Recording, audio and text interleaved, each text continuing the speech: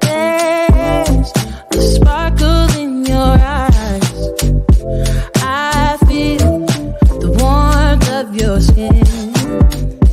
Just the touch of your hand makes me do love. It's a smile on your face.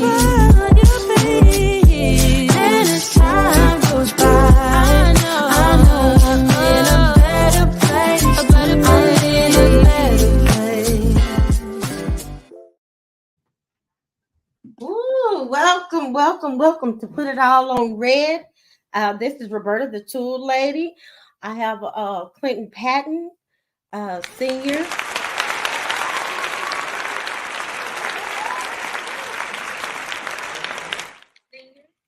He's not new to social media, but he has so many different avenues that he's taken, and he has it. As I was sharing before we came on, has so much passion about several issues. So tonight we're gonna just talk. So that's what I'm calling. Let's talk. Feel free to inbox us or message us while we're going. If you have anything you want to talk to us about, anything you want to talk to Mr. Patton about, he's action packed, he's knowledgeable, he has so much information, not just about one area, but several areas. So he is a licensed counselor. So he's just a caregiver. So welcome, Mr. Patton.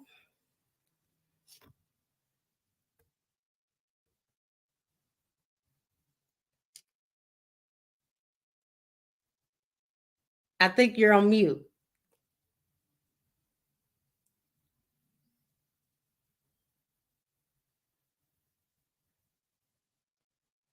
Are you on mute, Mr. Patton?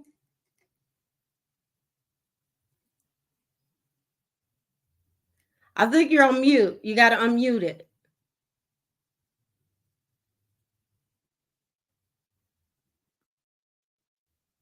Okay, we're gonna give him give it a 1 minute. I have several other guests that I had invited tonight because there's a lot going around. One thing is relationships, communication within relationships.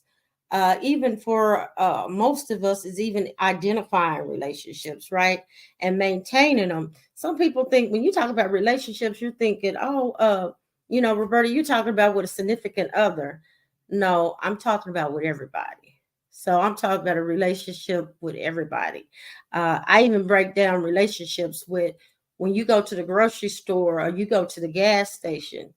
That's a relationship. If they already know you and they're saying, oh, hey, they can recognize you by face, guess what? You got a relationship with that individual. And with that relationship, you got an opportunity. And you also, with that relationship, you've got an obligation. That's how I like to see the world, right? Because you're seeing that person and they know you. Let's see if Mr. Patton has his mic, his speaker on, if he can speak to us. Or is he logging back in? He may be logging back in. Come on, talk to me. Talk to me. I want to talk to you. I want to know what's going on. What are you up to? What are you interested in hearing? What are you interested in putting on red? Uh, you got it off mute, Clint?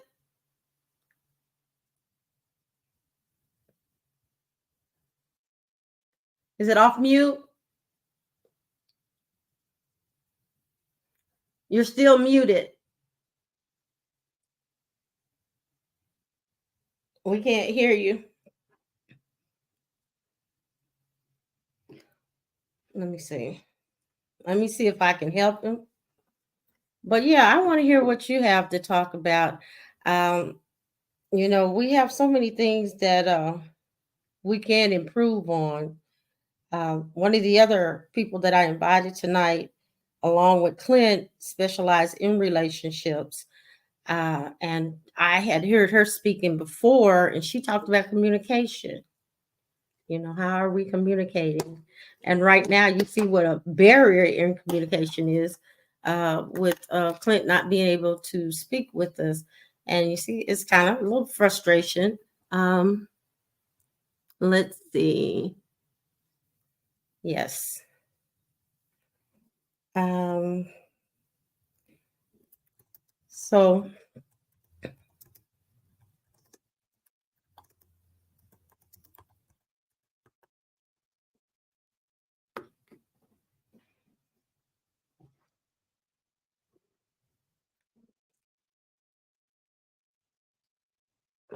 we take a drink of water.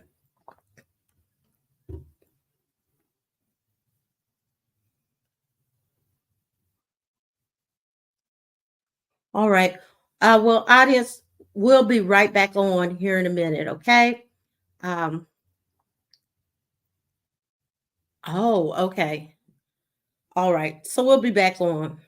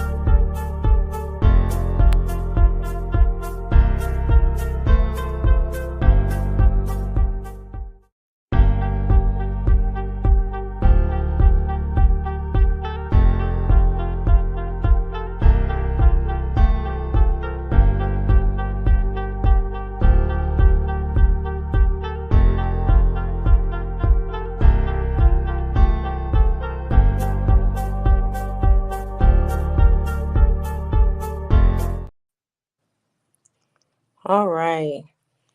Sorry about that. We had some technical difficulties. Clint, can you hear me now? Okay. I can't hear you though.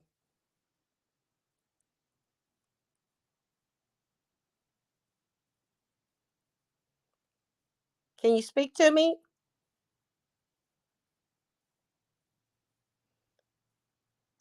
I think you're still muted.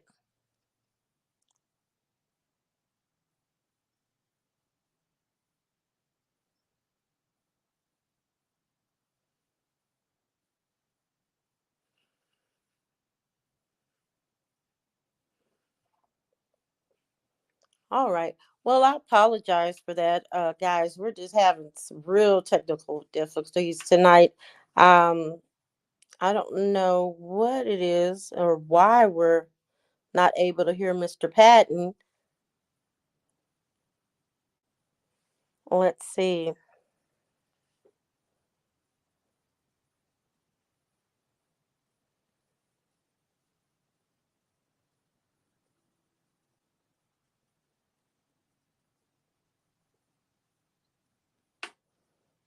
All right. I think he's going to try to log out and log back in. Um, all right. And Kesha, can you hear me as well? I just want to know to make sure that I am audible, that everybody can hear me. Again, I just labeled this show is Let's Talk. I just wanted to talk because you know what? We have so many issues as far as communication, so many issues as far as relationships. I also have a young lady who is going to be on here in a little bit, and she's going to be talking about uh, uh, pregnancy among youth. So, just wanting to say, one of you all just to check in. Let me know what you're talking about. What you have on your mind. Can you hear me All now? right. Welcome back, Clint. You can hear me? I can. Welcome. Oh, all right, finally. Man. So so let's get it started. Yeah. Okay. So welcome back, Mr. Patton. As I told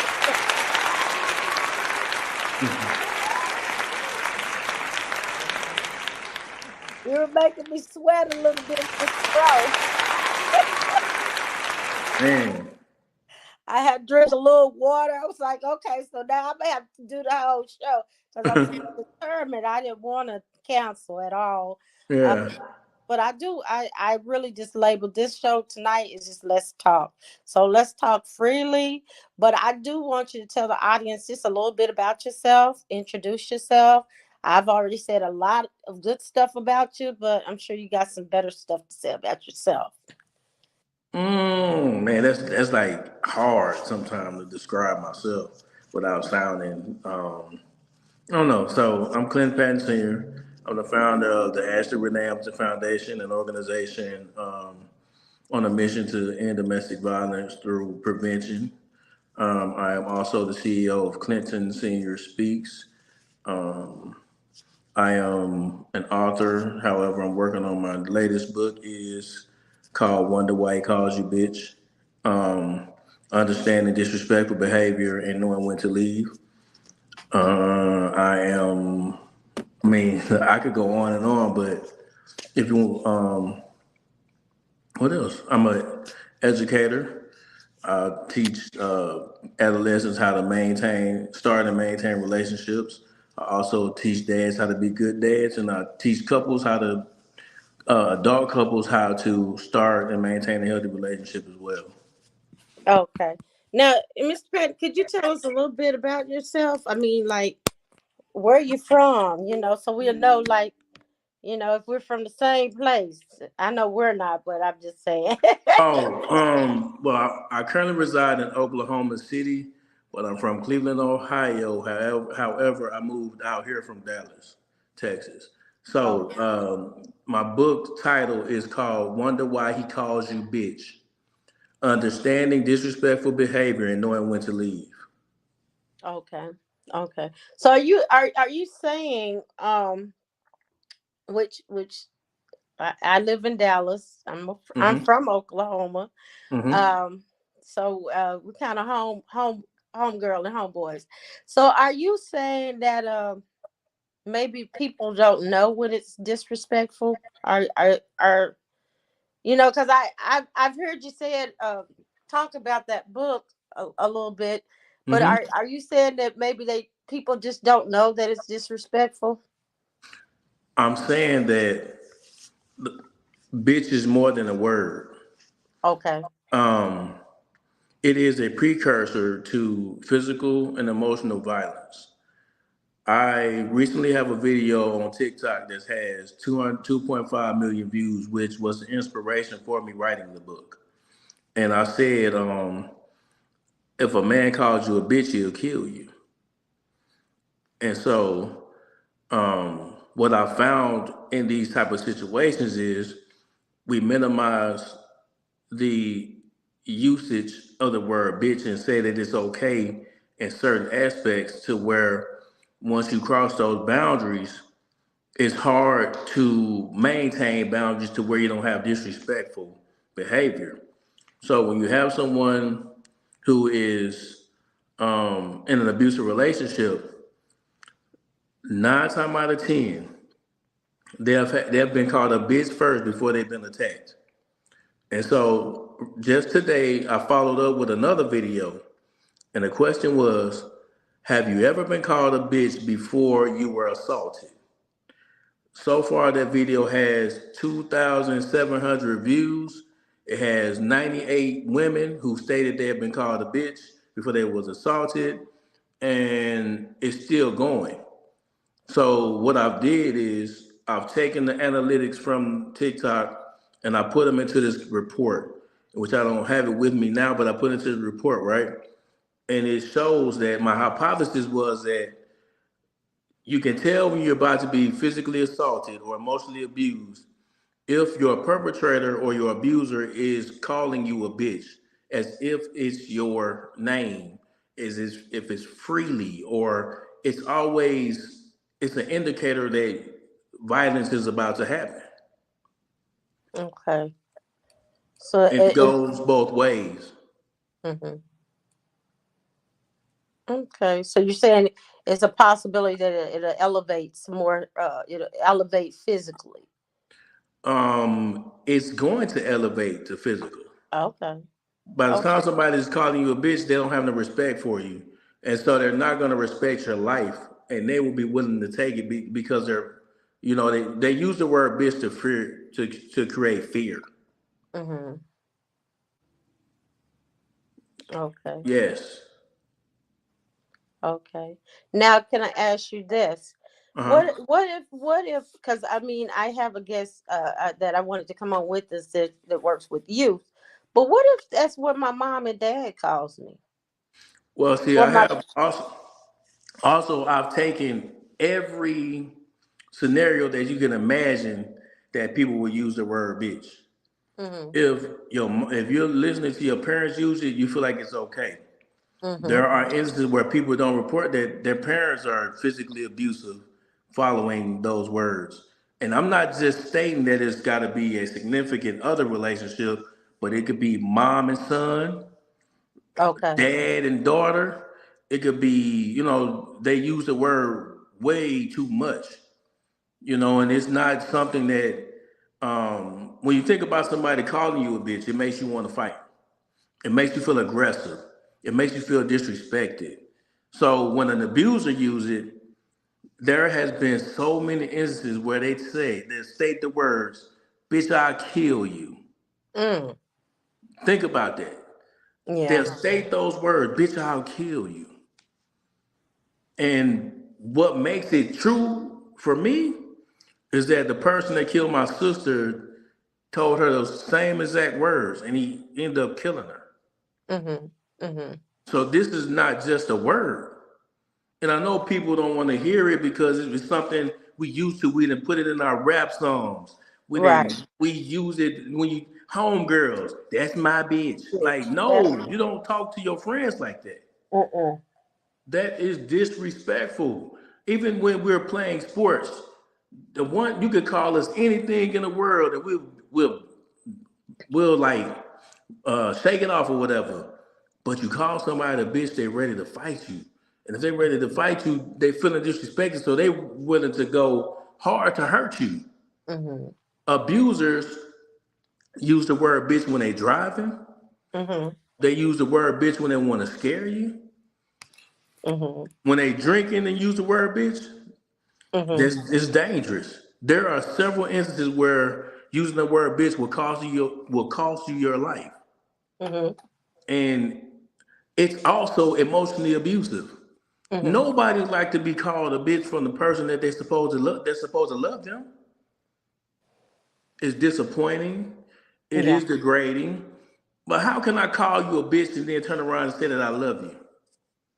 So this book, Wonder Why He Calls You Bitch, is made for those who may be in a relationship and stuck by a person that's called a person by a person who has been calling you a bitch, and Mm-hmm. you feel stuck, and you need to learn how to learn a way out.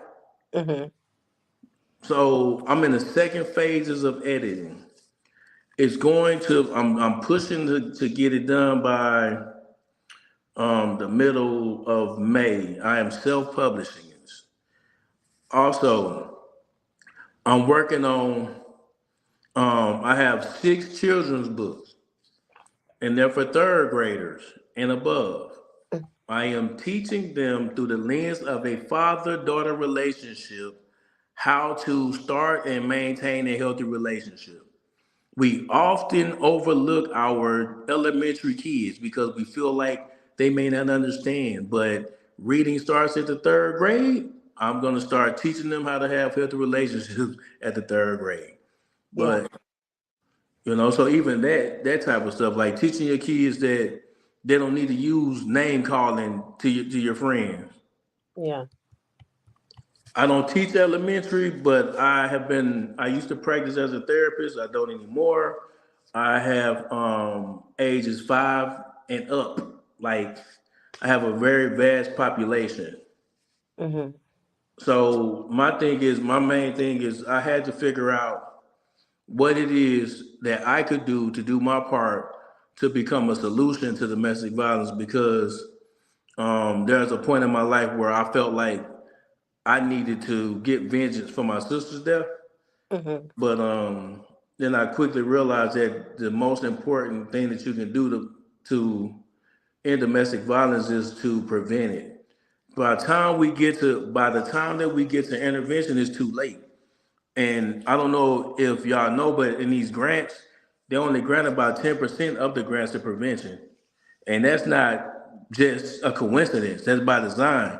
They get paid more off of intervention than they do prevention. Yeah. Because guess what? If you're already in a domestic violence relationship, it's gonna cost $4.1 million a year for medical expenses and stuff like that. Losing wages at your job, they ain't gotta pay you. The job keep that money. It's all Mm-hmm. about money. Right. Their domestic violence is 100% preventable. Okay. Okay.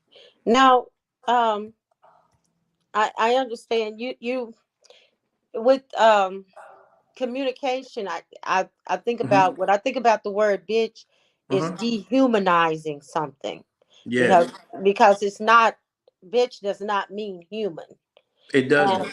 and often we do that in our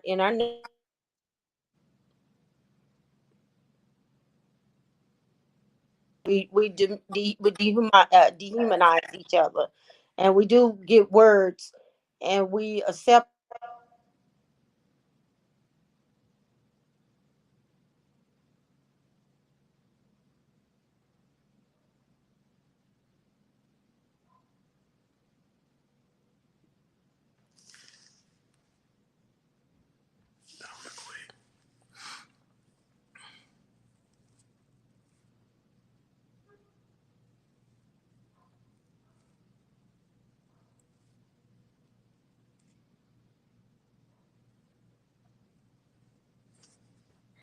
Okay. Did you understand what I was saying? You was cutting in and out. Okay, I apologize. I was saying to say it again that it's not acceptable to be called out your name. It's not No, because acceptable. oh my bad. I'm sorry for cutting you off. Oh, I was just saying it's not acceptable to be called an animal. It's not acceptable to be called, hoes, bitches, and Mhm. even for men, bastards. We have all kind of ugly names that some people it's household names. If we're honest about it, because you could be So around. the word bitch was meant for dogs who were in heat. Correct. And so the issue is that you have people who are abusive, manipulative, and they gaslight and stuff like that. You have them taking this turn and demeaning another person's child, regardless of how old you are. You're demeaning somebody else's child because you've been called the same thing, or you are choosing to use that term to be dehumanizing because you want power and control. See, the word bitches does not define a woman. The word bitch does not just define a man, because you have women, they use the term bitch ass N word when they want to degrade a man or emasculate a man. So that's probably going to be one of my next topics. My next book is to write about why they use those terminology. But I can, to short to say this, they use it because they want to create fear. They want to create, provoke, and that's what men do too. When they call you a bitch, they want to provoke a response from you because they've told you that you're crazy. So now when they provoke their response and you defend yourself, now it's reactive, and now it's like, oh, see, I told you that you were crazy. I told you was a crazy bitch. Right. Right. See, and then it's the variations of it. Calling a woman a crazy bitch is something that does not need to take place, because again, you're speaking to somebody else's child like that, somebody else's friend, somebody else's cousin. Because people don't understand that words are extremely dangerous if they are used in the wrong way. That's right. That's right. You know what I mean? At the end of Yeah. the day, like, the goal is, a lot of a lot of our relationships fail because of the choice of words and the way that we choose to use the words. Yes. I agree.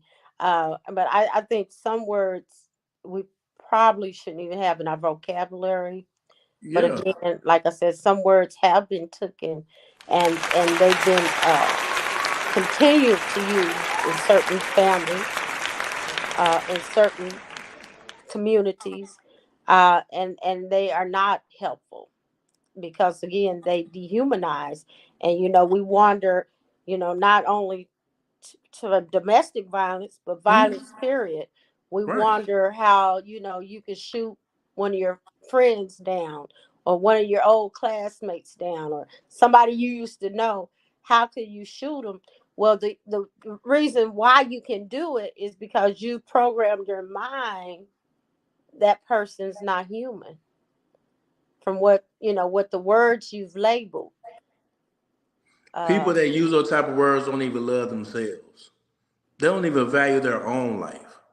right, And they don't value their own life when they live in environments that are, filled with violence, including whoopings.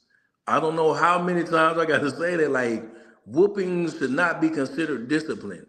It should not be considered discipline.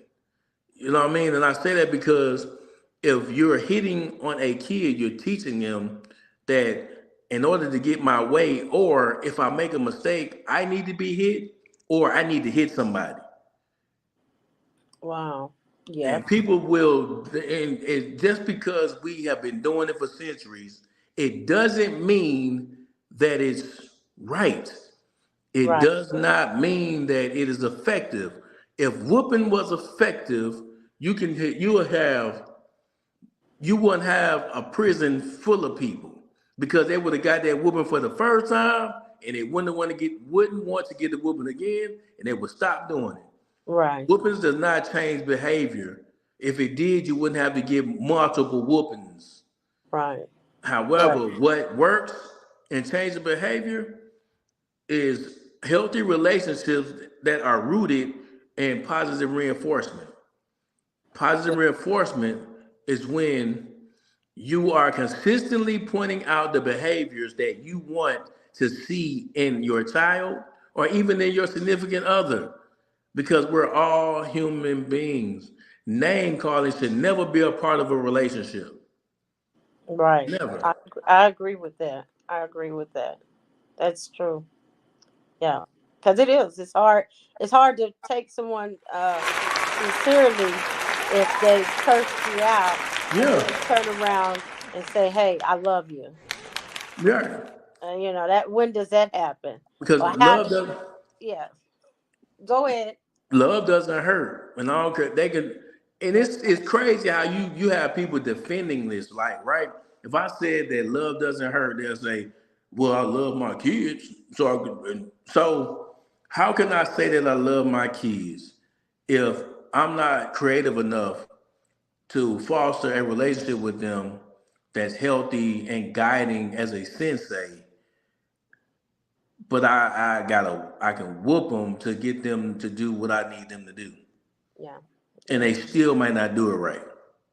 yeah. I mean, so at the end of the day, we have to stop being so.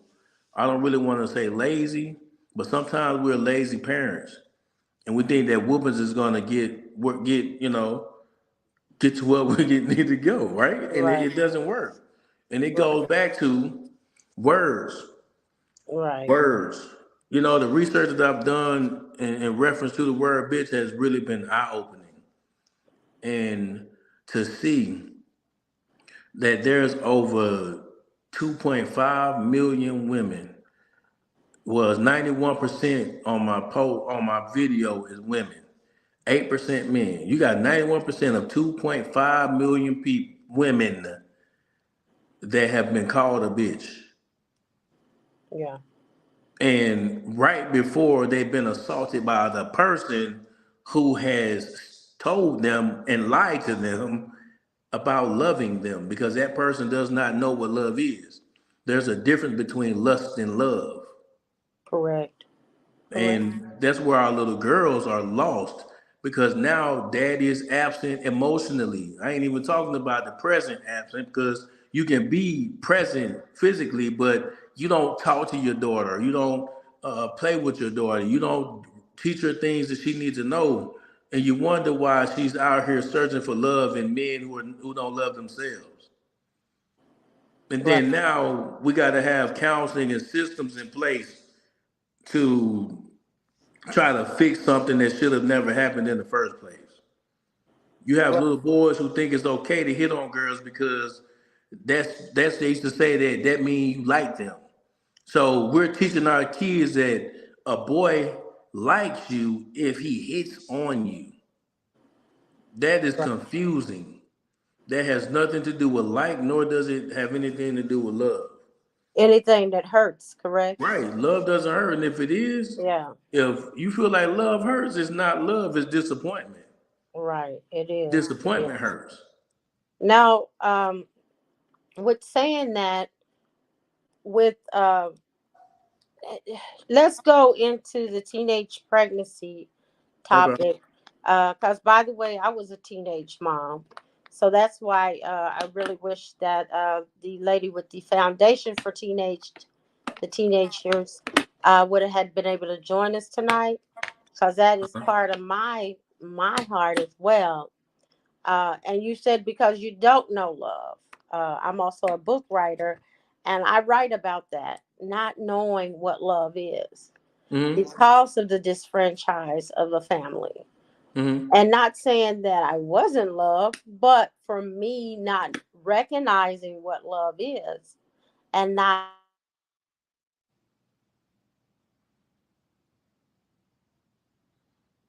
You cutting in and out.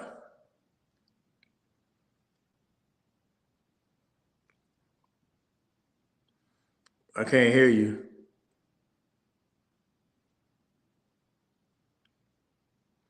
I can't hear you.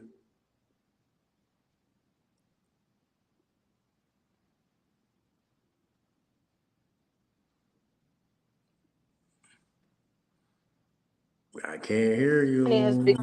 Up there. okay. All right, thank you.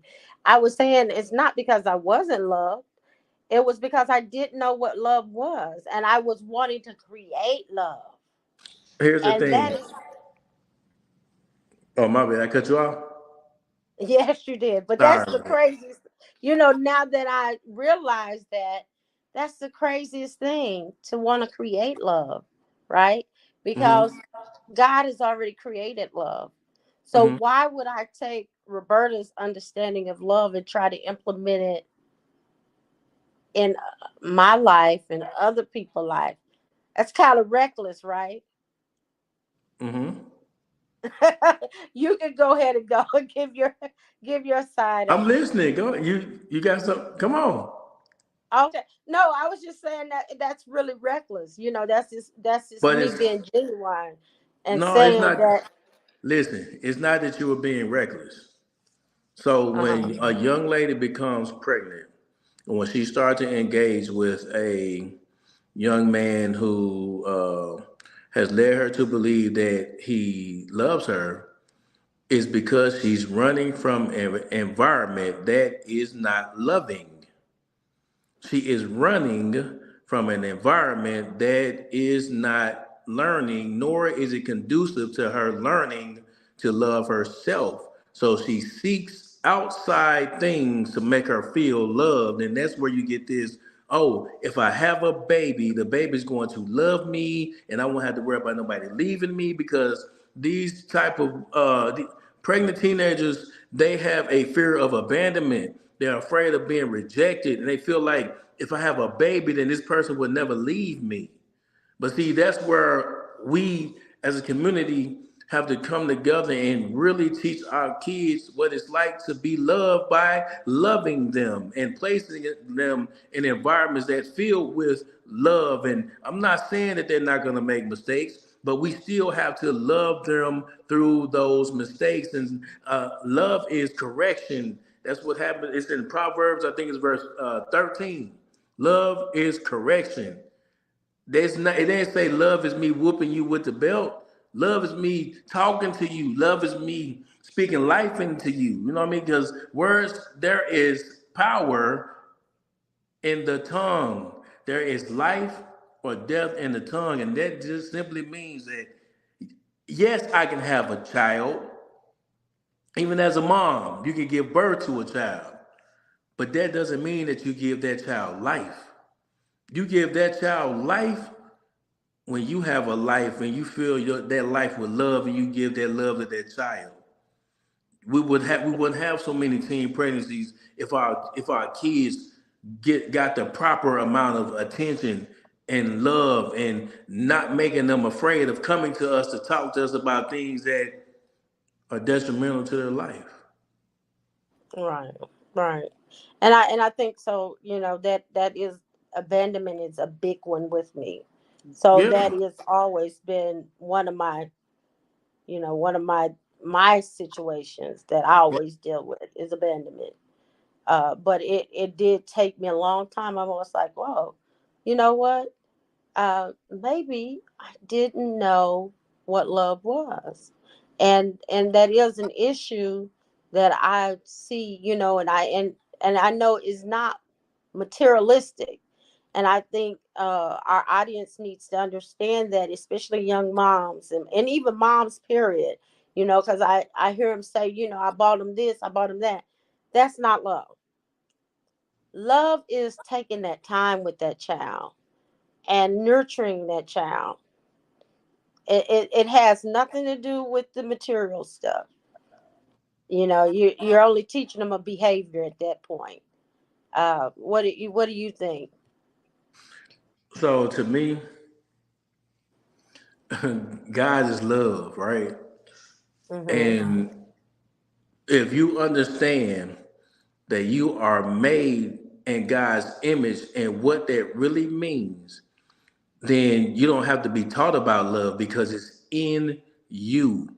Your love is when you grant people grace who may not need grace, but you grant it to them anyway.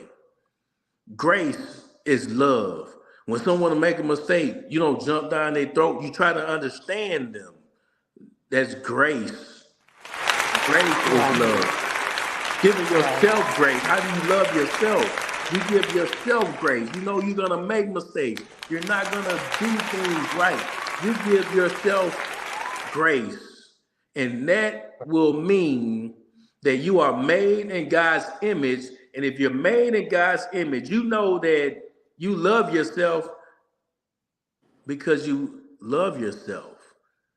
You don't, nobody has to tell you how to love yourself because you know that you are made in God's image and God grants grace to you. So why not grant grace to your kids and to people who may have wronged you? Because at the end of the day, if grace is sufficient, we won't have relationship problems like that. We're not going to have perfection because we're different people, and no one was designed to be alone. And because we was not designed to be alone, God designed us to give each other grace. Yeah, yeah. I agree with that. I agree with She that. was But 22. but the thing is, a lot of people, Clint, are not even ready to give. A lot of people can't even look themselves in the mirror. A Because they lot of could. people Mhm. can't even give themselves any grace. Mhm. So, what would you say to that person? Because I mean, I get that now. So And I, but what would you give to that person? What would you say to that person? I'm going to give you a story. I'm going to try to be as quick as possible. So my at 6 years old, I was almost murdered by my sister's dad. Okay, so um, February the 3rd, my niece passed away, and I ended up going to Mississippi, and it was my sister's dad. So my sister's dad came to my mama's house in Mississippi, and I took my kids and I went down there, and so I made it to my mom's house. We slept in the hotel at night, and the next morning I got up, took my kids, went to my mom's house or whatever, and my sister's dad was sitting there, and I looked at him and I said, I looked at him and I was just like, what's up, or whatever, right? So the day of the funeral, I talked about grace and how we need to watch what we say to others and how words hurt and how there's power, life and death in the tongue. And so we got back to the house. It's been 37 years since I seen this man, right? So he reached up and he grabbed my hand and he said, "You know what? I'm really proud of you." He said, he said, "I knew you would be a good dude, but not this good of a dude, right?"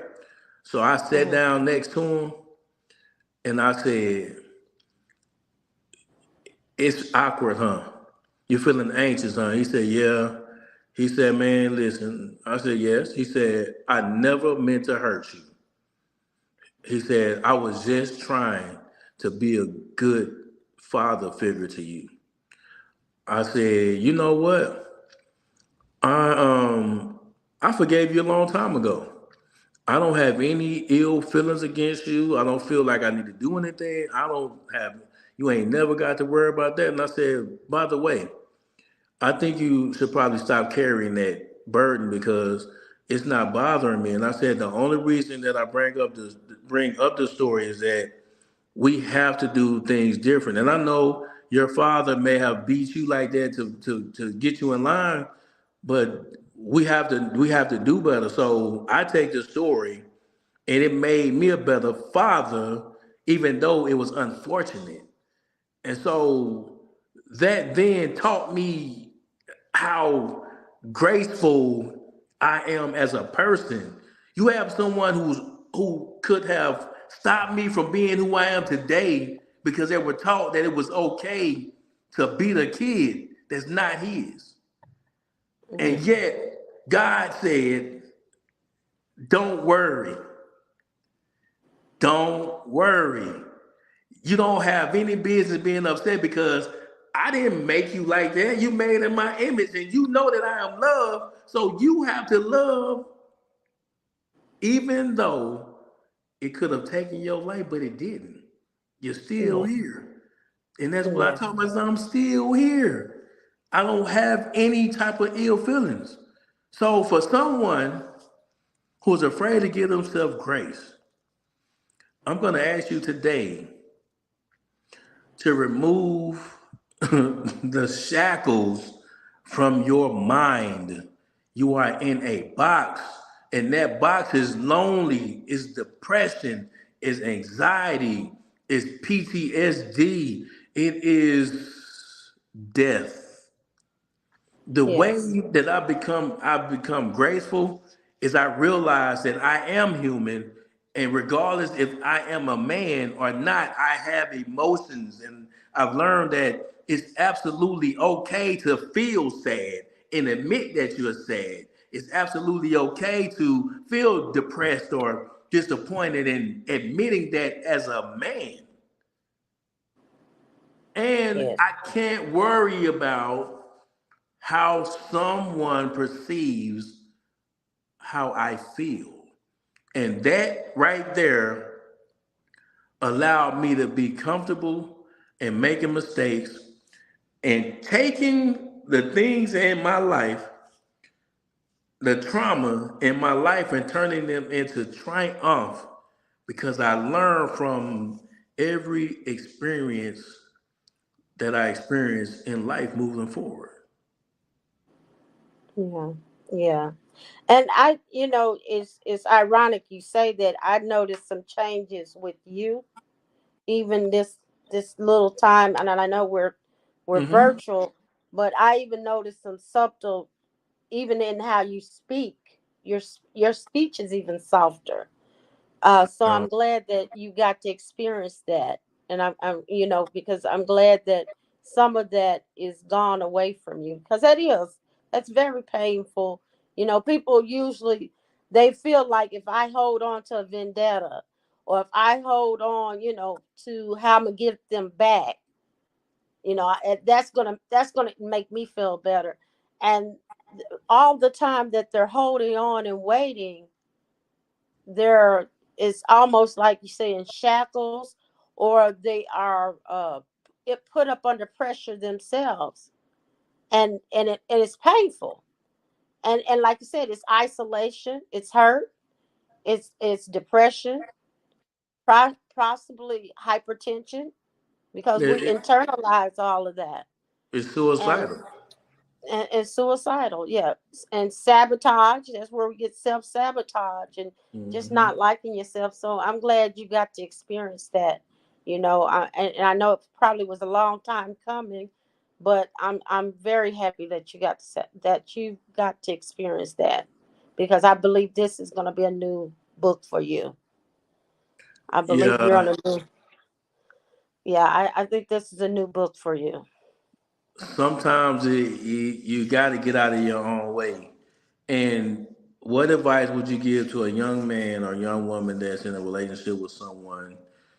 If they are in a relationship with someone, I would give them the advice. You have to remember that your family loves you, and you should think about every person in your family that will feel the hurt of if anything happened to you. Because even though my sister passed away in 2007, every day feels like it happened yesterday. Like it feels like that. Like sometimes it never get better, but some days are better than others. And it's a healing process. So if you know somebody or you're in a relationship like that, first of all, you deserve so much better. A person that loves you is not going to hurt you.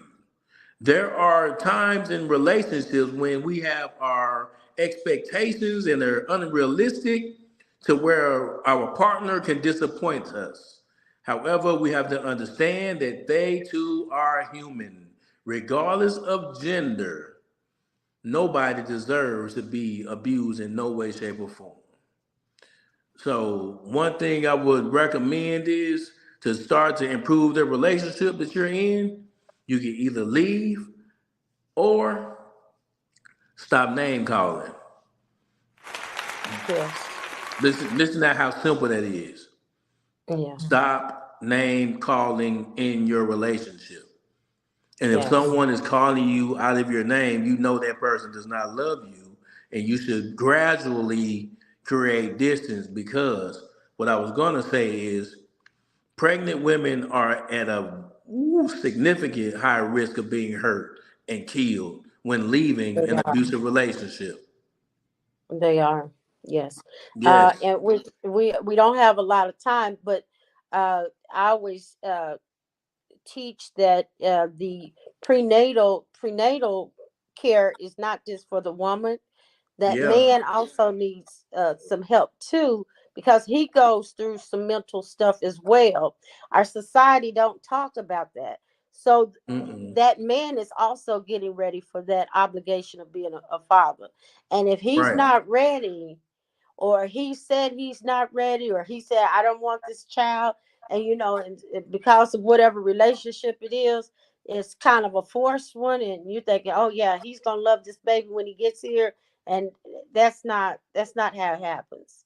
And that is why pregnant women are more at risk, and a lot of them do, some a lot of times it ends up in death, because that man is really going through a whole lot mentally, as far as coming to the reality, I'm going to be a father, A and I lot don't of want to be a men, father.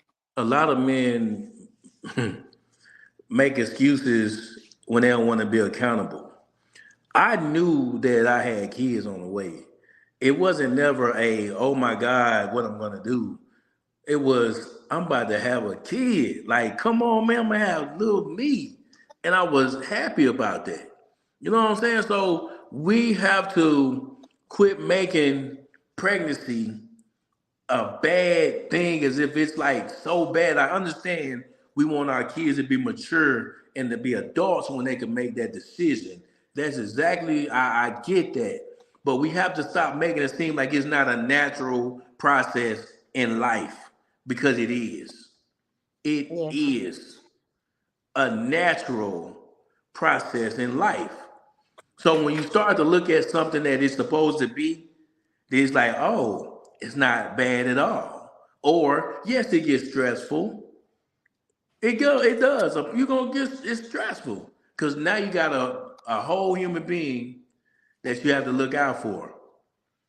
But it's a beautiful thing to look at that little human being, and that human being looking back at you. You like, that's my daddy. My daddy is here. Like, I love my daddy. You like, or you hear your kids saying stuff that you taught them. And that when that happens, you know daddy been present. You know daddy been talking to him. You know daddy been teaching. You know daddy been a sensei. Daddy been making sure that they understand that they too are made in God's image. So my kids know that they need to go love somebody. My daughter knows that it's not okay for you to hit a boy or nothing like that. You're supposed to love him too. My daughter knows that at 5 years of age. I'm Yeah. starting early. Like, no, you can't put your hands on nobody kid, because they Yeah. have parents too. My Yes. son, he knows that if anybody puts it, a girl put her hands on him, we are prosecuting to the full extent of the law. Keep your hands to yourself. Right, Give me the right. book, Judge. I throw it at her. It go both ways. It Yes, goes both ways. It does. Well, relationships. Go ahead. well, our hour has ended. I'll be having Mr. Patton back again. Yes, We'll be ma'am. getting some updates on that new book. I appreciate his time tonight. Yes, I'm going to try to get the other young lady on here with us, so yes, we can discuss some of the other topics. I want to say thank you for joining us on Put It All on Red. Hopefully that you discovered some kind of nuggets to discover yourself, to love yourself. As Mr. Patton said, your love got to start with you. So start ma'am. loving that person that you are. And Mr. Patton, you want to say something before we leave out? Oh, you know what? The only thing that I'm gonna say is just remember to first grant yourself grace. You gotta love yourself first before you can even understand or know when a person loves you. Grace is uh,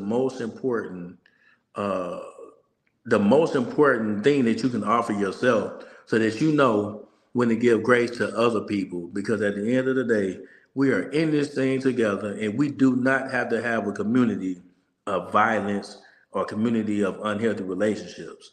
It's going to start with us working together to make sure that we are graceful towards each other. And remember this, there is life and death in the tongue, and you also need to remember that there is no fear in love, For perfect love casts out all fear. So that means that you can't be afraid of yourself and love someone else. Because fear involves torment. Love has nothing to do with being tormented. There is no fear in love, for perfect love casts out all fear. And you want to be sure that you're speaking life. You don't have to get mad when you disagree. You can respect each other even when you disagree. And that is my spiel. All right. All right. Well, good night. Love you all. Follow us on all social media. Clinton Patton is on, as he said, TikTok. He's on Clinton Facebook. Senior Speaks. Clinton Senior Uh, Speaks. Clinton Senior, that's SR Speaks. Clinton Senior Speaks on every platform. and I'm Roberta the Tool Lady. And I'm also on YouTube. So if you join my channel as well. Thank you. And good night. And Good love. night. Thank you. There's a sparkle in your eyes.